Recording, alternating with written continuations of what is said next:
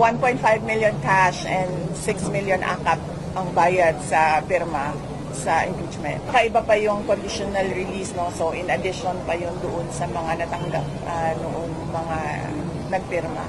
And totoo din naman yun, public record din na makikita ninyo na yung mga hindi pumirma, zero talaga yung budget para sa kanila. But more than that, alam nyo, hindi dapat nagkakaroon ng budget ang mga congressman kasi that is pork barrel.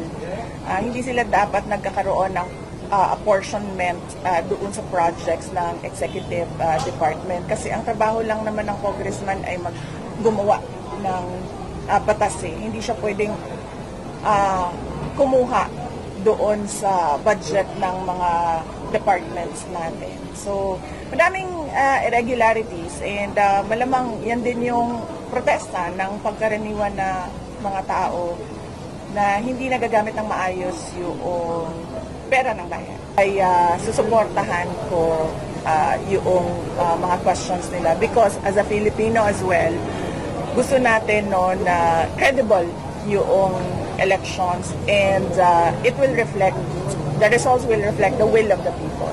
VP, sinabi din ni Toby Chanco na nabawasan daw yung boto ng kandidato ng mga alyansa dahil nga ito nga sa impeachment document na inilabas ng Congress. Yan ang hindi ko masasabi without a study. Baka merong access sa study si Congressman Toby Chanco kaya niya nasabi ng ganyan. But hindi ko masabi yan kung yan ba ang rason kung bakit pangit ang resulta ng mga senators doon sa alliance. Basta sa akin, tanggap ko kung anong mangyayari, anong magiging ending noong impeachment. Pero yung preparation po ng mga lawyers natin, kamusta po? Lawyers, okay naman sila.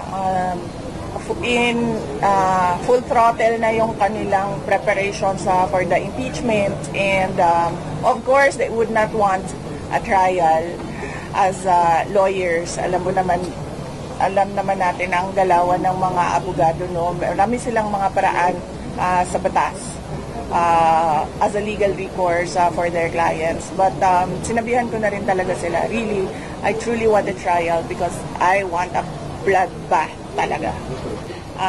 In fact, wala pa sa mapa si dating Pangulong Rodrigo Duterte to become president, ay anti-Duterte na talaga si Secretary De Lima. So, understandable na sasali sila sa prosecution ng impeachment.